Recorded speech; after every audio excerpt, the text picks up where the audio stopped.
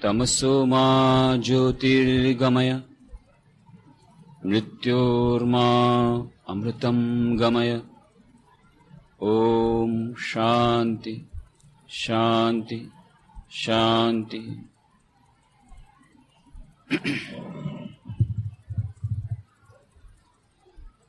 एकाग्रता અને ધ્યાન એ વિષય પર આપણે 46 ચર્ચાઓ કરી અને એકાગ્રતા અને ધ્યાન એકબીજાના કેવી રીતે પરિપૂરક છે, ધ્યાનના વિભિન્ન પ્રકારો, એકાગ્રતા અને ધ્યાન મેળવવા માટે કયા કયા ઉપાયો કરવા જોઈએ, એકાગ્રતા અને ધ્યાનના અભ્યાસ કરતી વખતે કઈ કઈ બાધાઓ આવે છે અને એ બાધાઓનું નિરાકરણ કેવી રીતે કરી શકાય, આ બધી ચર્ચાઓ આપણે જોઈ રહ્યા હતા. અને એક ચર્ચા જે આપણે ઉપાડી હતી કે એકાગ્રતા અને ધ્યાનના અભ્યાસમાં એક મોટી બાધા જે નડે છે એ મનની અશુદ્ધિની, અને મન જેટલું શુદ્ધ થશે એટલી મનની એકાગ્રતા વધશે. અને આ મનની અશુદ્ધિના જે વિભિન્ન આયામો છે એમાંનું એક સૌથી મોટો એક બળ છે એ છે આપણી અહંકારિતા.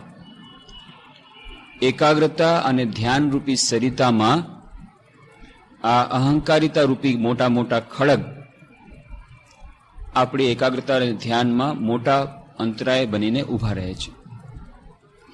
અને વિલિયમ જેમ્સે જે કહ્યું હતું કે આપણો આ અહંકાર આપણને વિભિન્ન વ્યક્તિત્વમાં ખંડિત કરે છે.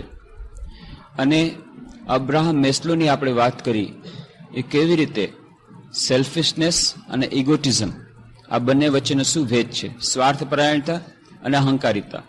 એવી જ રીતે ઇગો અને ઇગોટિઝમ, અહંકાર અને અહંકારિતા, આ બંને વચ્ચેનો શું સૂક્ષ્મ અંતર છે એ પણ આપણે જોવાનો પ્રયત્ન કર્યો. અહંકાર એ સારી વસ્તુ છે, અહંકારને વધુ પુષ્ટ કરવો પડે, વધુ મેચ્યોર કરવો પડે, પણ અહંકારિતા એ આપણા એકાગ્રતા અને ધ્યાનના અભ્યાસમાં એક મોટી બાધા રૂપે નીવડે છે. આ અહંકારિતા કેવી રીતે દૂર થાય તો વાત કરી હતી કાચો અહંકાર અને પાકો અહંકાર. જ્યારે કાચો હું, કાચા આમી, એ પાકા હું, પાકા આમીમાં જ્યારે પરિવર્તિત થાય ત્યારે આપણી અહંકારિતાના દોષમાંથી આપણે મુક્ત થઈ શકીએ. અને એ આપણને દૈનંદિન જીવનમાં શાંતિ બક્ષશે, આપણા દૈનંદિન કાર્યોમાં આપણને એકાગ્રતા બક્ષશે, અને તેની સાથે સાથે ધ્યાનના ઊંડાણના અભ્યાસમાં આપણને સહાયરૂપ થશે. એટલું જ નહીં, આપણને અંતિમ લક્ષ્ય સુધી પહોંચાડી દેશે. કારણ કે જેમ આપણે કહ્યું, આધ્યાત્મિક જીવનનો પ્રારંભ આ અહંકારિતાના નાશ દ્વારા શરૂ થાય છે. શિષ્ય ગુરુ પાસે જાય છે, નમન કરે છે, પ્રણામ કરે છે, પોતાનું શીશ ઝુકાવે છે. આ એની શરૂઆતથી આધ્યાત્મિક જીવનની. જ્યાં સુધી આ અહંકારિતા આટલે હદ સુધી કમસે કમ નથી ઓછી થઈ કે આપણે એટલી આપણામાં શ્રદ્ધા આવે, એટલી આપણામાં નમ્રતા આવે, એટલી આ અહંકારિતા આપણે દૂર થાય કે ના, મારે કંઈક બીજું શીખવાનું છે, અને એ બીજો જે વ્યક્તિ પાસે આ માટેનું જ્ઞાન વધારે છે ત્યાં હું શ્રદ્ધાપૂર્વક નતમસ્તક થઈશ. આ નતમસ્તક જ્યારે શિષ્ય થાય છે ગુરુ પાસે, ત્યારે ગુરુ પાસેથી એ જ્ઞાન એ ઉપરના જે લેવલથી, હાયર લેવલથી લોઅર લેવલ, ઊંચેથી નીચે સુધી આવે છે, ટ્રાન્સફર થાય છે. આ તો શરૂઆત થઈ, અને એની પરિણતિ થાય છે. આ કાચો અહંકાર જ્યારે સંપૂર્ણ રીતે ઓગળી જાય છે, આ અહંકાર જ્યારે વિલીન થઈ જાય છે, કાં તો એ પરમાત્મામાં વિલીન થઈ જાય એ ભક્તિની દૃષ્ટિથી, અથવા તો પરબ્રહ્મમાં વિલીન થઈ જાય જ્ઞાનીની દૃષ્ટિથી. ગમે તે રીતે આ ક્ષુદ્ર અહમ જ્યારે સંપૂર્ણ વિનાશ પામે છે ત્યારે એ સમાધિની અવસ્થા થાય છે. યોગની ભાષામાં જેને કહે છે નિર્વિકલ્પ સમાધિ, નિર્બીજ સમાધિ, એ ધ્યાનની અંતિમ અવસ્થા, ધ્યાનથી પણ ઊંચી ચરમ અવસ્થા અને અંતિમ અવસ્થા. તો યોગની દૃષ્ટિથી હોય કે જ્ઞાનની દૃષ્ટિથી હોય, ભક્તિની દૃષ્ટિથી હોય કે કર્મયોગની દૃષ્ટિથી, તો એ નિસ્વાર્થતા એનો ઉદ્દેશ જ છે. એ બધી દૃષ્ટિથી જોતા આ અહંકારને, કાચા જે ક્ષુદ્ર અહંકારને, અહંકારિતાને સંપૂર્ણ રીતે ઓગાળી દેવી, એને પાકા અહંકારમાં પરિવર્તિત કરી દેવું, આ જ જીવનનો ઉદ્દેશ્ય છે. આપણા દૈનંદિન જીવનમાં આપણે કાર્યોમાં જોઈએ એકાગ્રતા. કોઈ વિદ્યાર્થી ભણવા બેસે છે, સૌથી વધારે એને નડે છે, એકાગ્રતામાં નડતરરૂપ થાય છે ટેન્શન. શેનું ટેન્શન? પરીક્ષામાં શું ફળ આવશે, સારું આવશે કે નહીં, એના માટેનું ટેન્શન શરૂ થાય છે. એ ટેન્શન કેમ આવ્યું? કારણ કે એ બધા ટેન્શન, બધી ચિંતાઓનું મૂળ ક્યાં છે? Security of the ego, insecurity of the ego. આપણો અહંકાર એક પ્રકારની અસુરક્ષા અનુભવે છે. કદાચ જો મને સારા નંબર નહીં મળે તો પછી લોકો શું કહેશે? મારા અહંકાર ઉપર મોટો આઘાત મળશે. આ મારા અહંકારને. બિઝનેસમેન, એક વેપારી પણ જ્યારે એ વેપારમાં પૂરેપૂરો એકાગ્ર થઈ શકતો નથી. કેમ? એન્ઝાઇટીસ, ચિંતાઓ. ડિસિઝન બરાબર લઈ શકતો નથી, નિર્ણય શક્તિની બહાર મારી જાય છે. કેમ? કેલ્ક્યુલેશન, બધા વિચારો કરે છે. કદાચ જો આવી રીતે થશે તો, કદાચ જો ભાવ ગગડી જશે તો, કદાચ આમ થઈ જશે તો પછી હું સમાજ સામે મારું શું મોઢું બતાવીશ? આ અહંકાર ઉપર આઘાત આવવાનો છે. અહંકાર આપણો અસુરક્ષા અનુભવે છે. એને કારણે આપણી એકાગ્રતા ભંગ થઈ અને આપણા દૈનંદિન જીવનમાં ટેન્શન અને ચિંતા એ ઊભા થયા. અને જ્યાં ચિંતા અને ટેન્શન એ પછી આપણે ભૂતકાળની કોઈ ખરાબ ભૂલને લીધે હોય અથવા તો ભવિષ્યની આશંકાને લીધે હોય, ગમે તે કારણે જે ચિંતા અને ટેન્શન ઊભું થયું, એનું મુખ્ય કારણ આ આપણી અહંકારિતા, એનું મુખ્ય કારણ આપણો અહંકાર અસુરક્ષા અનુભવે છે. અને આ જેટલી બધી એકાગ્રતાનો બાધક તત્વ આ ટેન્શન છે, ચિંતા છે, આશંકાઓ છે, કુશંકાઓ છે. તો દૈનંદિન જીવનમાં પણ આપણે જોઈએ છીએ, આપણે દૈનંદિન જીવનમાં એફિશિયન્સી મેળવવા માટે પણ આ ચિંતા કુશંકાઓમાંથી મુક્ત થવું પડે. એ મુક્ત થવા માટે થઈને અહંકારિતાની ચંગુલમાંથી જવું પડે. એવી જ રીતે આધ્યાત્મિક જીવનમાં આગળ વધવું હોય, એકાગ્રતાના ધ્યાનના ઊંડા અભ્યાસમાં જવું હોય, ત્યાં પણ આ જ વાત નડે છે. ધ્યાન કરવા બેસીએ છીએ, 2 દિવસ પહેલા કોઈ કટુ વાક્ય આપણને કહી દીધા, એ જ વાક્ય યાદ આવે છે, આપણે એને ભૂલી શકતા નથી. કોઈ આલોચના કરી છે, કોઈએ ટીકા કરી છે, ભૂલી શકતા નથી. ધ્યાન આપણું જામતું નથી. અથવા તો કોઈ ચિંતા સતાવે છે, શું થશે, આ શું થશે, એ શેના માટે ચિંતા છે? ચિંતા એટલા માટે છે, શું થશે એટલે કે મારા અહંકારનું શું થશે.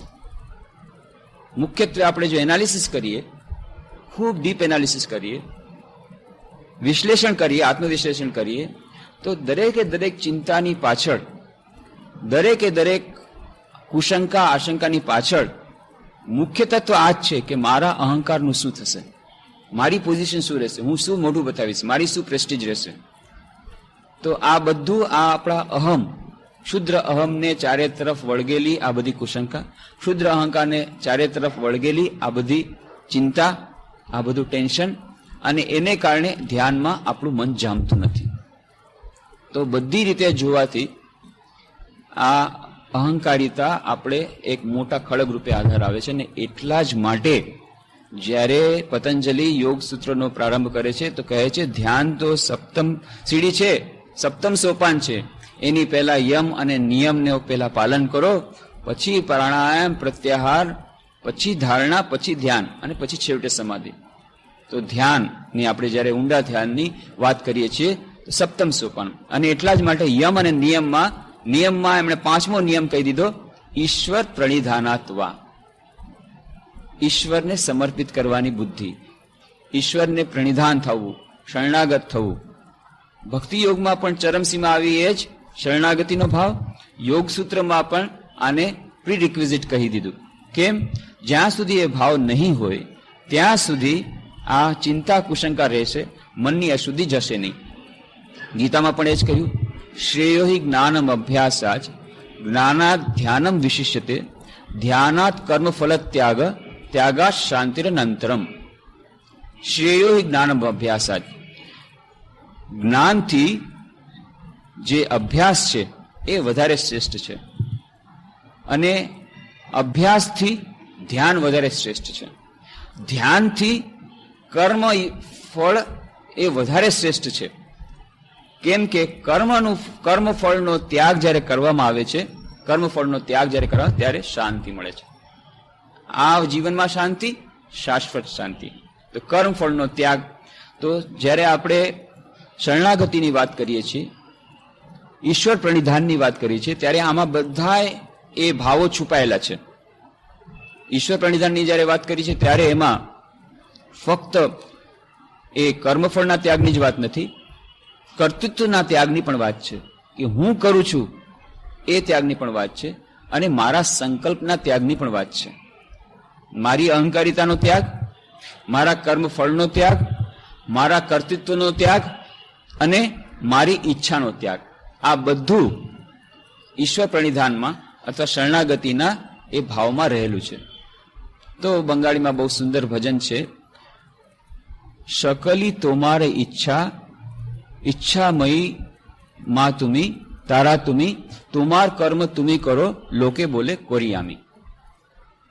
શકલી તોમાર ઈચ્છા, હે માં બધી તમારી જ ઈચ્છા છે. તુમી ઈચ્છામયી તારા તુમી, હે તારા તમે ઈચ્છામયી છો. આ બધું જગતમાં જે ચાલી રહ્યું છે તમારી ઈચ્છાથી જ થઈ રહ્યું છે.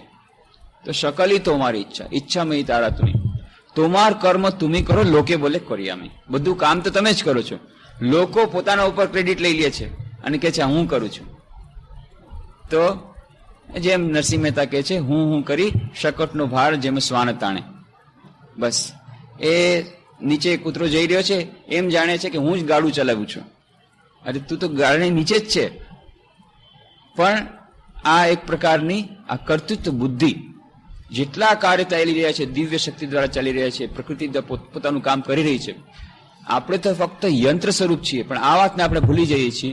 અને જ્યારે કર્તૃત્વની ભાવના આવી જાય છે કે હા મેં આમ કર્યું, હું આમ કરવાનો છું, મારા દ્વારા આમ થશે, આ તમે બોલવાવાળા કોણ, તમે મારી આમાં બાધા દેવાવાળા કોણ, આ બધી જે કર્તૃત્વની ભાવના આવી ગઈ, અહંકાર જેમાં આવી ગયો, જ્યારે આપણે વાત ભૂલી ગયા ઈશ્વર સર્વભૂતાનામ હૃદ્દેશ્ય અર્જુન તિષ્ઠતિ ભ્રામયાન સર્વભૂતાની યંત્રારૂઢાની માયા. આ વાત જ્યાં સુધી સમજમાં નહીં આવે ત્યાં સુધી આ પ્રપન્નતાનો ભાવ કે શરણાગતિનો ભાવ કે આ ઈશ્વર પ્રણિધાનનો ભાવ પુષ્ટ નહીં થાય. ઈશ્વર સર્વભૂતાનામ, દરેકે દરેક મનુષ્યમાં ઈશ્વર રહેલા છે. કેવી રીતે? હૃદયમાં રહેલા છે. અને એ શું કરે છે? એ બેઠા બેઠા ચક્કા ફેરવે છે. ઈશ્વર સર્વભૂતાનામ યંત્રારૂઢાની માયા હૃદય અર્જુન તિષ્ઠતિ, હે અર્જુન હૃદયમાં હું પ્રતિષ્ઠિત છું અને શું કરું છું? ભ્રામયાન સર્વભૂતાની યંત્રારૂઢાની માયા. જેમ મશીન ઓપરેટર જેમ એક મશીનને ફેરવે છે એવી રીતે હું બધા મનુષ્યને ફેરવું છું. તો આપણે તો પોતે કામ નથી કરી રહ્યા, સ્વતંત્ર ઈચ્છાથી નથી, પણ બધા આપણને ફેરવે છે. પણ આ થઈ હાયર સ્ટેજ. આ છે આપણે અનુભૂતિની અંતિમ અવસ્થાની વાત. સત્ય તો અંતિમ છે, પણ અત્યારે આપણે એ સત્યને જાણીને પોતાની અહંકારિતાને ત્યાગ કરવાનો છે. એનો ખોટો દુરુપયોગ નથી કરવાનો. કેટલાક લોકો કહે છે ભાઈ આમાં શું છે, બધું તો માની ઈચ્છાથી થાય છે, મેં પાપ કર્મ કરી છે એ માની ઈચ્છાથી જ કર્યું છે, એ પણ ઈશ્વરની ઈચ્છાથી જ કર્યું છે. તો આ છે પોતાની જાતને છેતરવાનું. દુર્યોધન પણ એમ જ કહી રહ્યો હતો કે યથા નિયુક્તોસિમી તથા કરોમી. દુર્યોધન પણ કે છે આ તો ભગવાન તમે જેમ કરાવો છો એમ હું કરું છું, મારી ઈચ્છાથી તો નથી કરતો. આ છે દુર્યોધન બુદ્ધિ કે આપણે કહીએ છીએ કે બધું ભગવાનની ઈચ્છાથી થાય છે, તો આ જે મેં પાપ કર્મ કર્યા એ પણ ભગવાનની ઈચ્છાથી જ થયા છે, બધું તો ભગવાનની ઈચ્છાથી થાય છે. પણ એમાં એટલું જાણીને રાખવું જોઈએ આની પરીક્ષા ક્યારે થાય છે? જ્યારે પરીક્ષામાં સારા નંબરે આવ્યા, બિઝનેસ સારો ચાલે છે, તો ત્યારે શું કરીએ છીએ? ક્રેડિટ. ત્યારે તો ક્રેડિટ આપણે લઈએ છીએ, ત્યારે આપણે યાદ નથી કરતા કે આ બધું ભગવાનની ઈચ્છાથી. કોણે કર્યું? મેં કર્યું. પણ જ્યારે ફેલિયર જાય છે, કોઈ ખરાબ કામ થાય છે, ભગવાનની ઈચ્છાથી થયું. ડિસ્ક્રેડિટ ભગવાનના માથે. આ પોતાની જાતને છેતરવાની વાત છે. શ્રી રામકૃષ્ણ દેવ એટલા માટે વાર્તા કહેતા, ગાયની વાર્તા. એક માળી હતો, એણે પોતાના બગીચામાં બહુ સરસ શાક, ભાજી, ફૂલ બધું લગાડ્યું હતું. બહુ મહેનતથી બધું સાચવતો હતો. હવે એક દિવસે એક ગાય ત્યાં ઘૂસી ગઈ. ગાય ઘૂસી અને બધું ખતમ કરી નાખ્યું. અને આ માળીને તો ખૂબ ગુસ્સો ચડ્યો. ગુસ્સો ચડ્યો એટલે ગાયને ખૂબ મારી. આટલા દિવસની મારી મહેનત પાણીમાં કરી દીધી, ગાયને ખૂબ મારી. એટલી મારી કે ગાય મરી ગઈ. ગાય મરી ગઈ. હવે શું થાય? ડરી ગયો. એટલે પછી ત્યાં એક ખાડો ખોદ્યો અને ત્યાંમાં ગાયને દાટી દીધો. હવે આ તરફ તો પાપ આવ્યું, પાપ પુરુષ કે તે હત્યા કરી છે, ગો હત્યાનું પાપ, એટલે તારે હવે જવું પડશે યમરાજના દ્વારમાં, ગો હત્યાનું પાપ કર્યું છે, પાપ પુરુષ આવી ગયો. આ તો ગભરાઈ ગયો, બાપ રે પાપ થઈ ગયું. કે તે ગાયની હત્યા કરી છે? કે ના, મેં ગાયની હત્યા નથી કરી. ખોટું બોલે છે? ગાયની હત્યા નથી કરી? ના, મેં ક્યાં કરી છે ગાયની હત્યા? વિચાર કર્યો તમે કેમ બચવું પડે. તે બહુ બુદ્ધિમાન હતો, એને સાંભળીને રાખ્યું હતું કે હાથના દેવતા ઇન્દ્ર છે, હાથના દેવતા ઇન્દ્ર છે. બધાના દેવતા અલગ અલગ હોય છે ને, હાથના દેવતા ઇન્દ્ર છે. તો એને કીધું ના, ઇન્દ્ર દેવતાએ ગાય મારી છે. કારણ કે મેં તો મારી નથી, મારા હાથે મારી છે. હું તો શું યંત્ર સ્વરૂપ છું, તો મારા હાથે મારી છે. અને મારા હાથ, એના દેવતા સ્વામી છે ઇન્દ્ર, એટલે કે ઇન્દ્રે ગાય મારી છે. એટલે પેલો પાપ પુરુષ ગયો ઇન્દ્ર દેવતા પાસે. ઇન્દ્ર દેવતા કે તમે પેલી ગાય મારી છે ત્યાં નીચે પૃથ્વીલોકમાં ફલાણી જગ્યાએ પડી છે. ઇન્દ્ર દેવતા વિચાર કર્યો, ના ભાઈ મેં તો નથી મારી. કે ના, તમારા ઉપર આડ આવ્યું છે, તમે જ આ ગાયને મારી છે, ગોહત્યાનું પાપ તમારા માથે છે. એટલે ઇન્દ્ર દેવતા વેશ પલટો કરીને આવી અને પેલા માળીને ત્યાં ગયા અને પૂછ્યા, ભાઈ આ બગીચો કોનો છે? મારો છે.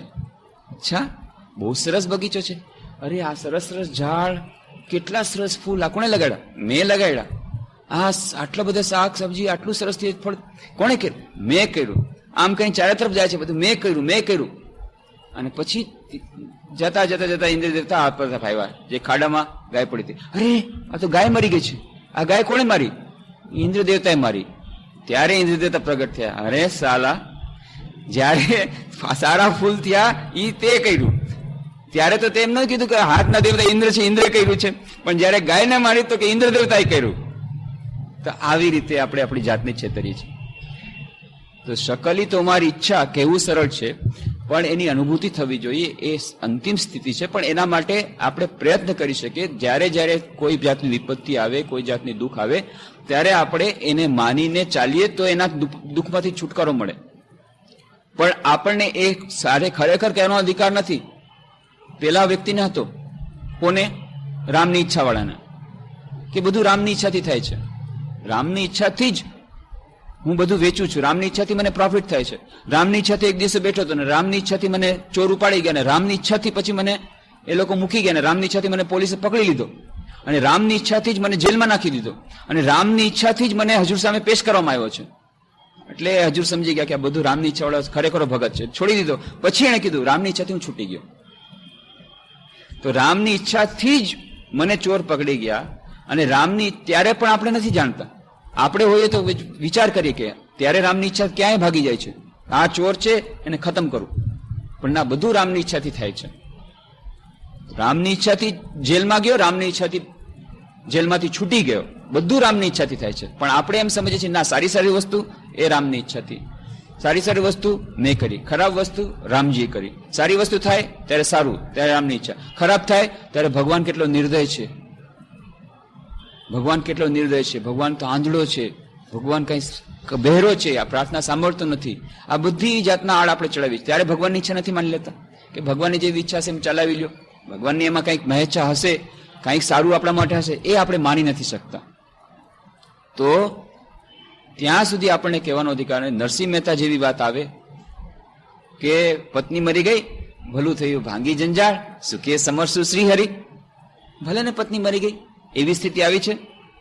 પત્ની મરી જાય, છોકરો મરી જાય, લાખો રૂપિયા ડૂબી જાય, ત્યારે પણ હા ભગવાનની જેવી ઈચ્છા. બસ ભગવાનની ઈચ્છા હશે તો ભગવાન આપણા સારા માટે જ કર્યું હશે. એવી જાતની બહાદુરી આપણામાં છે અત્યારે, તો આપણે કહી શકીએ બધું રામની ઈચ્છાથી થાય છે, બધું ભગવાનની ઈચ્છાથી થાય છે. શકલી તો મારી ઈચ્છા, બધું હે માં તારી જ ઈચ્છાથી થાય છે. એ કહેવાનો અધિકાર ત્યારે આપણને મળે છે. ત્યાં સુધી આપણે પ્રેક્ટિસ કરવી પડશે. પણ એને જો આપણે ખ્યાલમાં રાખીએ તો મહાન વિપત્તિ જ્યારે આવશે ત્યારે આપણે એમાંથી થોડુંક એમાંથી દુઃખ આપણું ઓછું થતું જશે કે ભાઈ છેવટે તો બધી જે વિરાટ જે અહમ, એની ઈચ્છાથી બધું થાય છે. આપણા ક્ષુદ્ર અહમની ઈચ્છાથી બધું નથી થઈ શકતું, અને આપણે એની ઈચ્છા માનવી પડે. તો એવી રીતે ધીરે ધીરે આપણે પ્રેક્ટિસ કરવાથી આગળ જઈ શકીએ. બાકી ફક્ત મોઢેથી કહેવાથી કે ભાઈ મેં તો બધું સરેન્ડર કરી દીધું છે, શરણાગત થઈ ગયો છે, મારો અહંકાર તો છે જ નહીં, હવે બધું ઈશ્વરની ઈચ્છાથી હું કરું છું, એ કહેવું સરળ છે, પણ પાલન કરવું બહુ જ કઠિન છે. જનક રાજા અષ્ટાવક્ર પાસે ગયા, ગુરુની પાસે જ્ઞાન લઈ લીધું, બ્રહ્મ જ્ઞાન પ્રાપ્ત થઈ ગયું, અને જનક રાજા પછી ઘોડા પર ચડી અને પાછા જનકપુરીમાં પાછા જાય છે. ઘોડા પર બેઠા એના પછી અષ્ટાવક્રે કહ્યું, રાજા તમે બ્રહ્મજ્ઞાન તો પ્રાપ્ત કરી લીધું, પણ મારી ગુરુ દક્ષિણા ક્યાં? ત્યારે જનક કહે છે, ગુરુ દક્ષિણા? ગુરુ મારું જે કાંઈ છે હું બધું તમને સર્વસ્વ સમર્પિત કરું છું. મારો રાજમહેલ, મારું ધન દૌલત સંપત્તિ, મારું બધું હું તમને સમર્પિત કરું છું. એના પછી ગુરુદેવ તો ખૂબ પ્રસન્ન થયા, ખૂબ આશીર્વાદ આપ્યા. હવે રાજા જનક તો એમ જ ઉભા છે, ઘોડા એક પગ ઘોડા ઉપર અને એક પગ નીચે જમીન પર. પછી પૂછે છે અષ્ટાવક્ર, તો રાજા જાઓ, હવે જનકપુરી જતા કેમ નથી? કે કેવી રીતે જાઉં? મેં તો મારું બધું સર્વસ્વ સમર્પિત કર્યું છે. મારી ઈચ્છા શક્તિ કે મારે જનકપુરી જવું છે એ પણ ઈચ્છા કરવી પડે. મારે ઈચ્છા શક્તિ પણ તો મેં તમને સમર્પિત કરી છે. જ્યાં સુધી તમારો ઓર્ડર ના આવે ત્યાં સુધી કેવી રીતે જઈ શકું? અષ્ટાવક્ર ખૂબ પ્રસન્ન થઈ ગયા. હા, આ તારી ગુરુ દક્ષિણા સાચી, કે તે સર્વસ્વ સમર્પિત કરી દીધું, તારી ઈચ્છા શક્તિ પણ સમર્પિત કરી દીધી. જ્યાં સુધી તારી ઈચ્છા તને પાછી ન મળે ત્યાં સુધી કેવી રીતે? જા, તને તારું રાજપાટ, તારી બધી ચીજો હું તને પાછી આપું છું. એ બધી પાછી આપી ત્યારે એ જનક પાછા જાય છે. તો આવી રીતે આપણે જો સૂક્ષ્મ રીતે વિચાર કરીએ તો આપણને જણાશે કે આપણે પોતાની જાતને છેતરતા હોઈએ છીએ. આપણે કહીએ તો છીએ કે હે પ્રભુ, મેં તમને સમર્પિત કરી દીધું, પણ મારો અહંકાર હું સમર્પિત કરું છું, મારી ઈચ્છા શક્તિને સમર્પિત કરું છું. પણ ખરેખર એ કરવું બહુ કઠિન છે. અને જો એ થઈ જાય, ધીરે ધીરે થશે, પણ થોડુંક પણ જો થઈ જાય તો પણ આપણને મહાન વિપત્તિમાંથી આપણને પાર પડાવશે. એ તો અંતિમ સ્થિતિ છે. ગિરીશ ઘોષ જાય છે શ્રી રામકૃષ્ણ દેવ પાસે, અને એ તો બહુ લાંબી વાર્તા છે, પણ બહુ એ વાંચજો પૂછું જીવન તો એટલી સુંદર રસપ્રદ વાર્તા. કેવી રીતે એ મહાન નાટકકાર, કવિ અને એ મહાન પાપી માંથી મહાન સંત થાય છે એ પારસમણીના સ્પર્શથી. એક બહુ જ રસપ્રદ વાર્તા. પણ એમાં જ એક જ વાત કે ગિરીશ ઘોષ જયારે આવે છે, સૌથી પહેલા તો રામકૃષ્ણને માનતા નથી, કોઈ સંત સાધુ સંતમાં એને નથી, અને પછી શ્રી રામકૃષ્ણ દેવ એને સામેથી પ્રણામ કરે છે, અને ગિરીશ ઘોષ પછી ધીરે ધીરે આકર્ષિત થાય છે, એમની પાસે આવે છે. શ્રી રામકૃષ્ણ દેવ એમને ક્યારેય કહેતા નથી કે તું દારૂ પીવાની છોડી દે, બલકે હૃદયને કહે છે, સાહેબના ઘોડાગાડીમાં છે, કંઈક લઈ આવતો સાહેબના માટે. અને હૃદય આવીને એમને દારૂની બોટલ આપે છે. અને ગિરીશ ઘોષ કહે છે, વાહ, આવા ગુરુ તો ક્યાંય નથી મળ્યા. કોઈ વાતની ના નથી, બધી વાતમાં મને અનુમોદન આપે છે, મારું આટલું સાચવે છે, મને આટલી બધી આત્મબન સન્માન આપે છે, કોઈ દિવસ કોઈ જાતનો નકારાત્મક વાત નથી. અને ધીરે ધીરે જે એમનું કઠોર હૃદય હતું, કોઈ દિવસ કોઈને ગુરુ તો બનાવી છે જ નહીં, સાધુ સંત ધતુરા છે, દુતારા છે, એમાં હું માનતો નથી. આ બધી ધારણા ધીરે ધીરે ધીરે પરિવર્તિત થાય છે. નરમ તો થયા. હવે એક દિવસ એમ થાય કે હવે તમે મારું કઈ આધ્યાત્મિક કલ્યાણ કરો. રામકૃષ્ણ દેવ કહે છે કે ઠીક છે, તું તો આવે છે, મજા કરે છે, તારે શું જોઈએ? અચ્છા, એક કામ કર, તું જગન માતાનું નામ લે, એનાથી જ થઈ જશે. ગિરીશ ઘોષ ચિંતામાં પડી ગયા. ભગવાનનું નામ લેવું, માનું નામ લેવું, તો બહુ મોટી ઉપાધિની વાત. રામકૃષ્ણ દેવ સમજી ગયા કે આટલું આનંદ નહીં થાય. અચ્છા, કઈ વાંધો નહીં, હું સમજી ગયો. તારે બીજું કઈ કરવાની જરૂર નથી. સવારના ઉઠીને એકવાર અને રાતના સૂતી વખતે એકવાર, બસ 2 વાર તારે માનું નામ લઈ લેવું. તારે એનાથી વધારે કઈ કરવાની જરૂર નથી. જા, આનાથી તારી બધું થઈ જશે.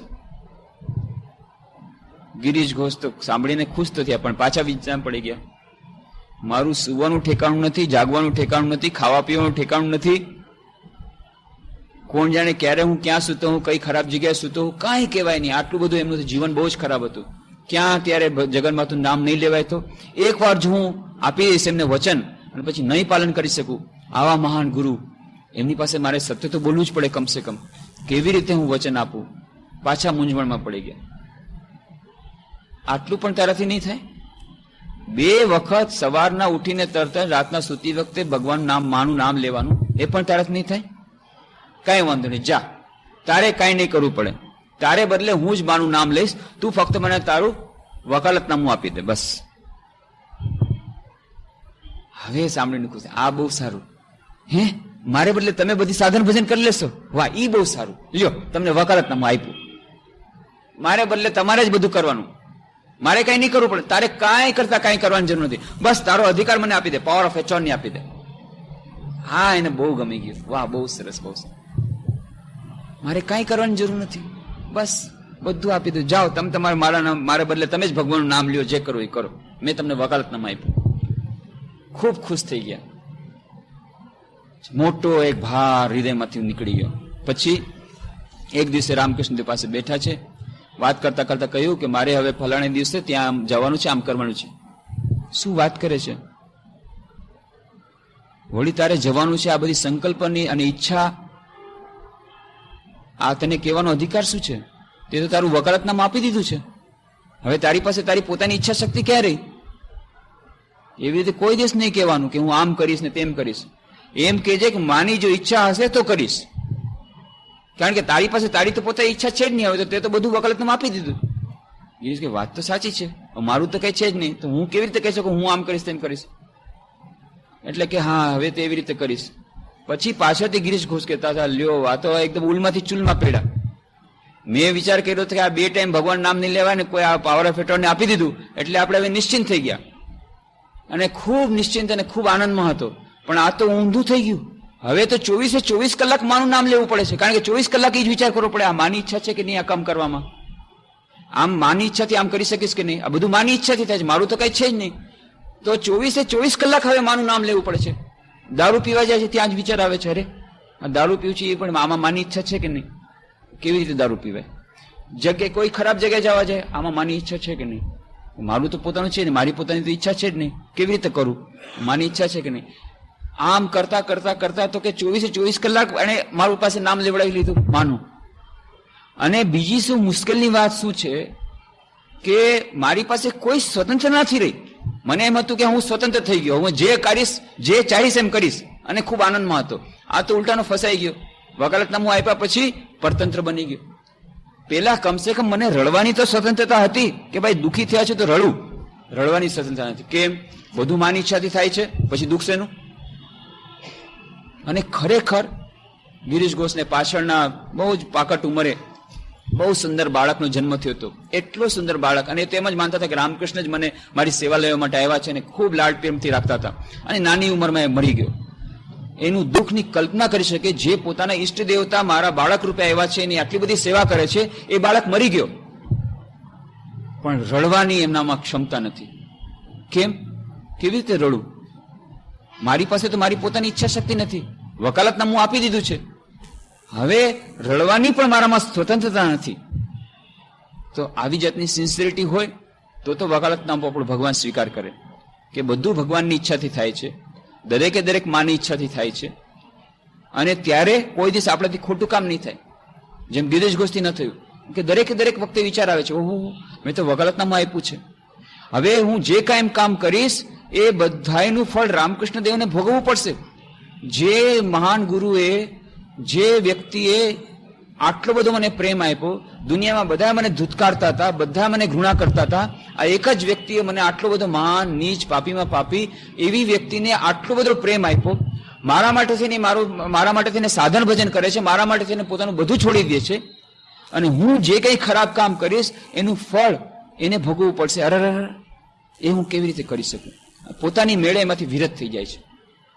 તો આવી રીતે જો સિન્સિયરિટી હોય, એવી જાતની વકાલતનામું આપી શકીએ, એવી જાતની શરણાગતિની ભાવના આવે તો એકદમ બેડો પાર. પણ આ બધામાં આવતી નથી. એવો જ્વલંત વિશ્વાસ, એવી જ્વલંત શ્રદ્ધા આપણામાં નથી, અને એટલા માટે આપણે બંને ઘોડા પર સાથે ચડવું પડશે.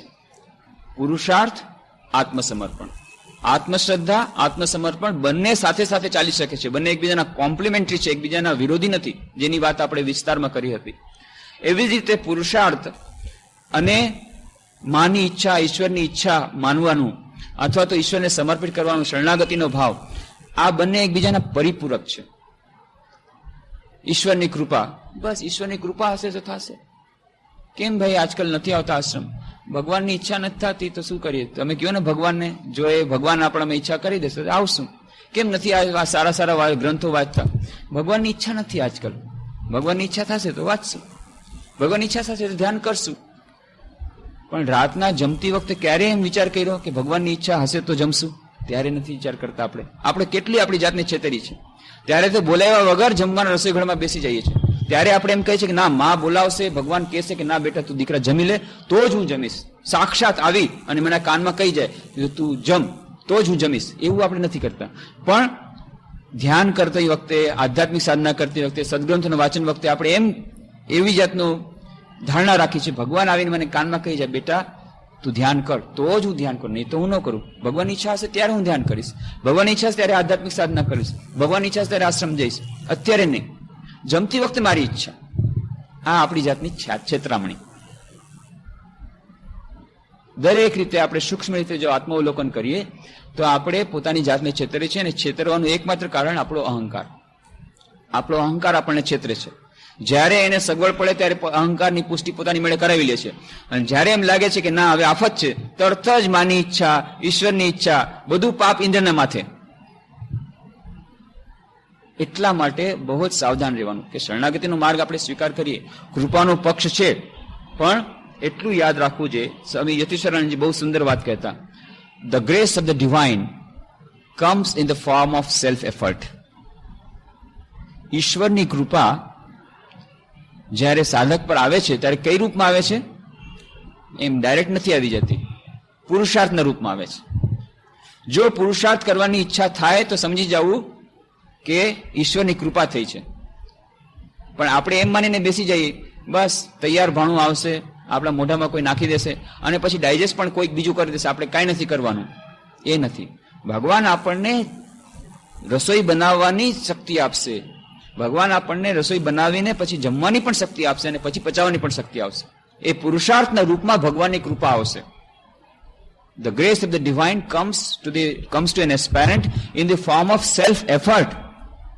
આપણી જાતને આપણે છેતરી નહીં, બસ ઈશ્વરની કૃપા થશે ત્યારે બધું થશે, ઈશ્વરની કૃપા હશે ત્યારે ધ્યાનમાં મન લાગશે, ઈશ્વરની કૃપા હશે ત્યારે આપણે આધ્યાત્મિક સાધના કરશું, ઈશ્વરની જ્યારે કૃપા હશે ત્યારે બધું થઈ જશે. ઈશ્વરની કૃપા પર બધું અવલંબે છે. અત્યારે આપણને જેમ મન ફાવે તેમ કરો, જેમ મન ફાવે તેમ કરો. આ છે આપણી પોતાની જાતને છેતરવાની વાત. કે છે અત્યારે ઈશ્વરની ઈચ્છા હોત તો શું કરો આપણે ન આવત અહીંયા? ઈશ્વરની ઈચ્છા નથી એટલે સત્સંગમાં નથી આવતા. પણ આપણે વિશ્લેષણ કરીને જોઈએ કે ઈશ્વરે કાનમાં કહી દીધું હતું તમને? ના, એક જાતની ઈચ્છા થઈ હતી. આ બહુ જ ખૂબ જ મહત્વનો મુદ્દો છે. ક્યારેક ક્યારેક આપણે કહીએ છીએ ના મને મનમાં ઇન્ટ્યુશન થયું, મને મનનો અવાજ સંભળાયો, અંતરાત્માનો અવાજ આવ્યો કે નહીં બેટા અત્યારે તારે સાધના કરવાની જરૂર નથી, અત્યારે તો ખૂબ સંસારમાં રહે, પછી વૃદ્ધાવસ્થામાં તારે જે કરવું એ કરજે. મારી અંતરાત્માની અવાજ છે, મને ઈશ્વરે કહી દીધું છે. કેટલાક પોતાની જાતને એવી રીતે છેતરે છે. અંતરાત્માની અવાજ. આ અંતરાત્માની અવાજ કાંઈ નથી, તમારા જ પોતાના સબકોન્શિયસ માઇન્ડ, અચેતન મન જે અશુદ્ધ છે હજી. હા, એ કોણ કહી શકે? જ્યારે આ મન શુદ્ધ થઈ જાય, કોઈ પણ પ્રકારની અશુદ્ધિ ન હોય, નિરહંકારિતા આવી ગઈ છે, અહંકારિતાનો લેશ માત્ર નથી, કામ, ક્રોધ, લોભ, મોહ, અહંકારિતા, આ બધા દુર્ગુણોથી જે મન શુદ્ધ થઈ ગયું છે, એ શુદ્ધ મનમાં જે સંકલ્પ ઉઠે છે એ ડિવાઇન, એ દિવ્ય સંકલ્પ, એ ઈશ્વરનો સંકલ્પ, એમાં ઈશ્વરની ઈચ્છા હોય છે. પણ એ ઘણી દૂરની વાત છે આપણા માટે. સ્વામી વિવેકાનંદ કહે છે કે કોઈ ગુરુ પાસે તમારે શરણ લેવું જોઈએ અને એમની પાસેથી તમારે જ્ઞાન પ્રાપ્ત કરી લેવું જોઈએ. એનાથી પણ વધુ સારી વસ્તુ છે કે તમે સીધા ઈશ્વરને શરણાગત થાઓ અને ઈશ્વર પાસેથી જ મેળવો. ઘણા લોકો એમ માને છે બસ આપણે ડાયરેક્ટ ઈશ્વર પાસેથી મેળવી લેશું, શુક્ર આપણે કોઈને ગુરુ બનાવવો જોઈએ. પણ એના પછીનું વાક્ય આપણે યાદ રાખવું જોઈએ. સ્વામી વિવેકાનંદ કહે છે સેંકડો વર્ષમાં એકાદ વ્યક્તિ એવી હોય છે જેણે ખરેખર આવી રીતે ઈશ્વર પાસેથી ઈશ્વરને સંપૂર્ણ રીતે શરણાગત થયા હોય છે.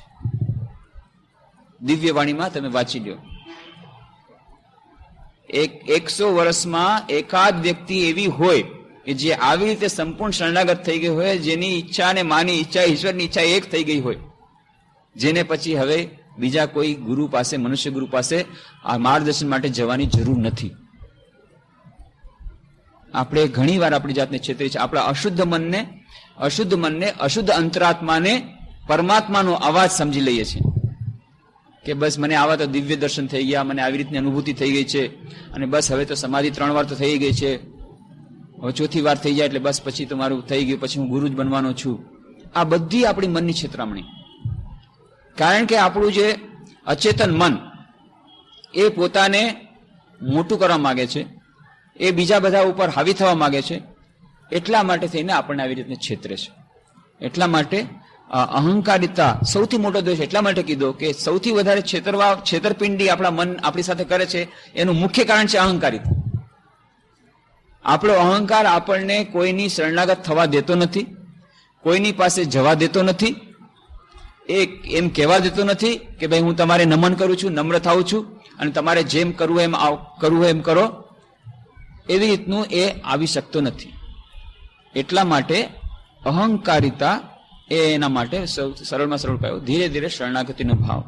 આ શરણાગતિનો ભાવ આવવા માટે થઈને જે 2-3 વાત કરી કે એક તો કર્તૃત્વની ભાવના કે હું કરું છું એ નહીં, કે ભગવાન તમારી ઈચ્છાથી તમે જે શક્તિ આપો છો એના પ્રમાણમાં હું કરી રહ્યો છું. એક. બીજું, હે પ્રભુ તમારી ઈચ્છાથી બધું થાય છે એવી રીતે માનવાનો પ્રયત્ન કરવાનો, પણ સૌથી પહેલા તો પોતે પોતાની બુદ્ધિથી જેટલું બની શકે એટલું સારામાં સારી રીતે કામ કરવાનું. Do your best and leave the rest. કારણ કે શરૂઆતમાં આપણને કેવી રીતે ખબર પડે કે મારા માટે પરીક્ષામાં ફેલ થવું સારું રહેશે? મને અત્યારે એમ લાગે છે પરીક્ષામાં પાસ થવું મારા માટે સારું છે, એટલા માટે હું તૈયાર પ્રયત્ન કરીશ કે સારામાં સારા નંબરથી પાસ થવાનો પ્રયત્ન કરીશ.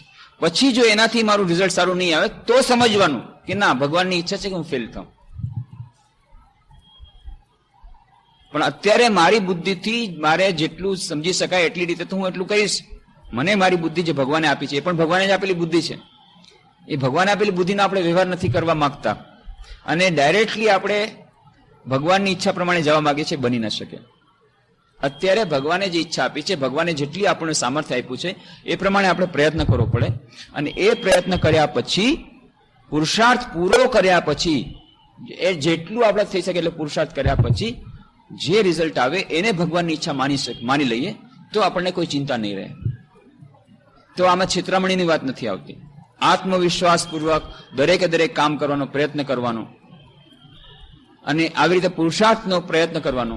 અને પુરુષાર્થની શક્તિ પણ ભગવાનની દિવ્ય કૃપાને લીધે આવી છે એવું જો આપણે માની શકીએ તો પછી કોઈ વાંધો નહીં આવે, તો પછી કોઈ સવાલ નથી. તો દિવ્ય શક્તિ એ આપણને આવે છે, દિવ્ય કૃપા આપણને મળી છે પુરુષાર્થના રૂપમાં. એ જો માનીએ તો આપણને અહંકાર નહીં આવે.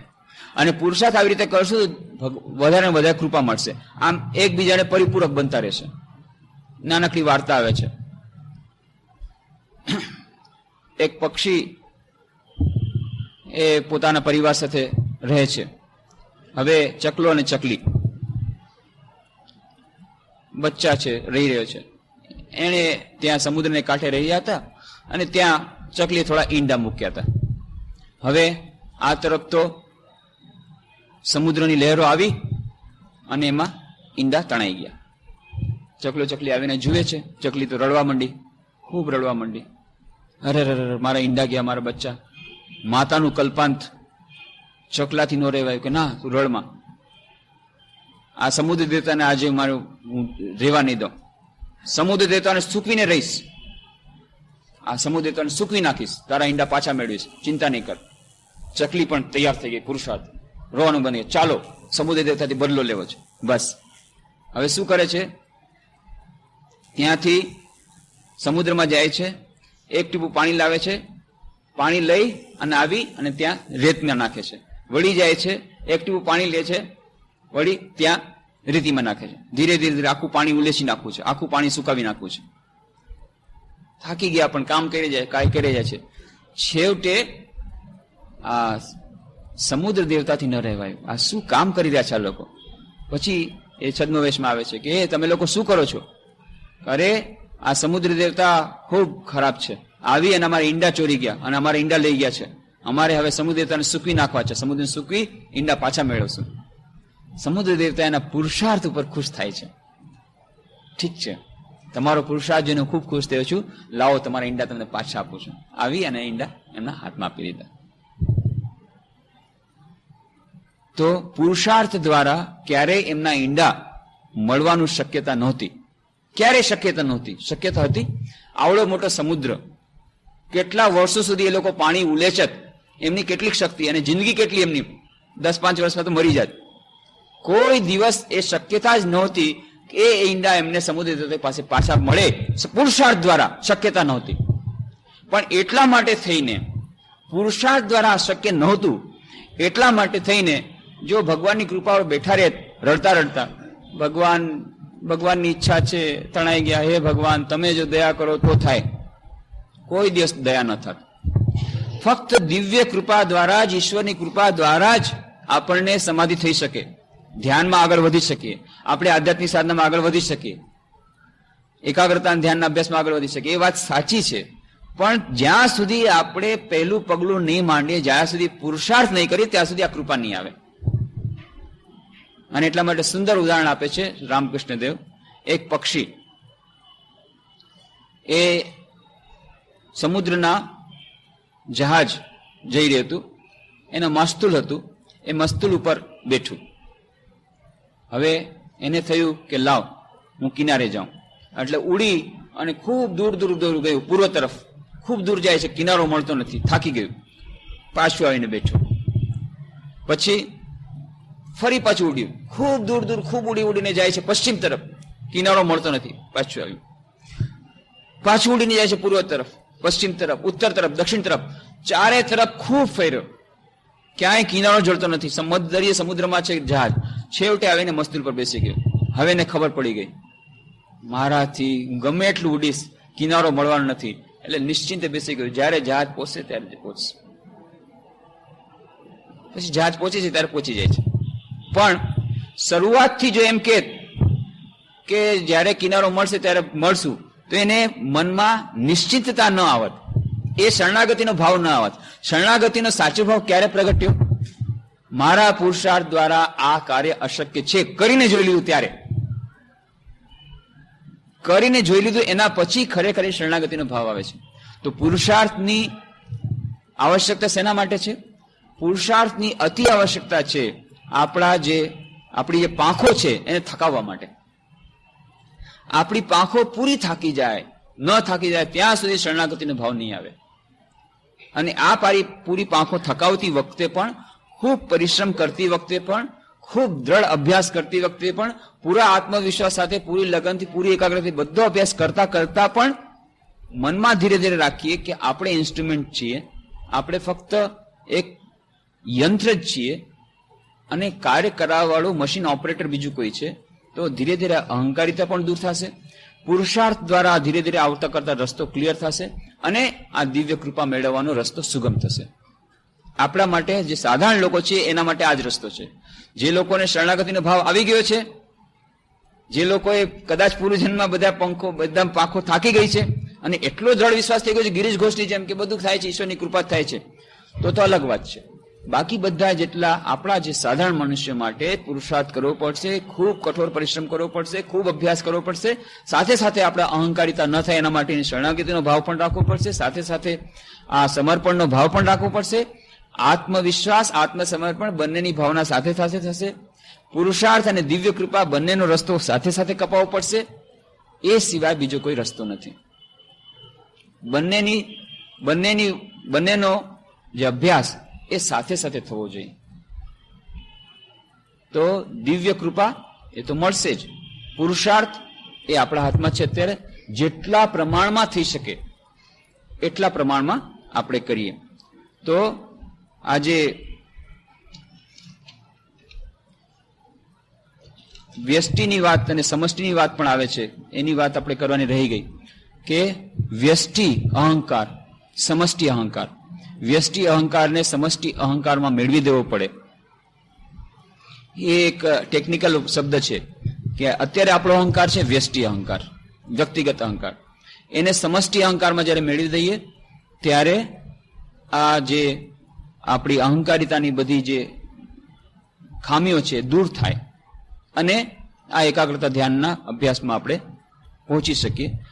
એટલું જ નહીં, અંતિમ ઉદ્દેશ્ય સુધી પહોંચી શકીએ, જે વિરાટ અહંકાર, એની સાથે જ્યારે એક થઈ જાય આપણું વ્યક્તિગત અહંકાર. તો વ્યષ્ટિ અને સમષ્ટિને લઈને ઘણા બધી ટેકનિકલ ચર્ચાઓ ચાલે છે. એ વેદાંતમાં એ વ્યષ્ટિ સમષ્ટિની વાત બધું ચાલે છે. બૌદ્ધ ધર્મમાં પણ વ્યષ્ટિ સમષ્ટિની વાત છે. નિર્વાણના ઘણા બધા એમાં રૂપો છે. મહાયાન અને હીનયાન સમષ્ટિને લઈને થયા છે. વેદાંતમાં પણ આ વ્યષ્ટિ સમષ્ટિની વાત છે.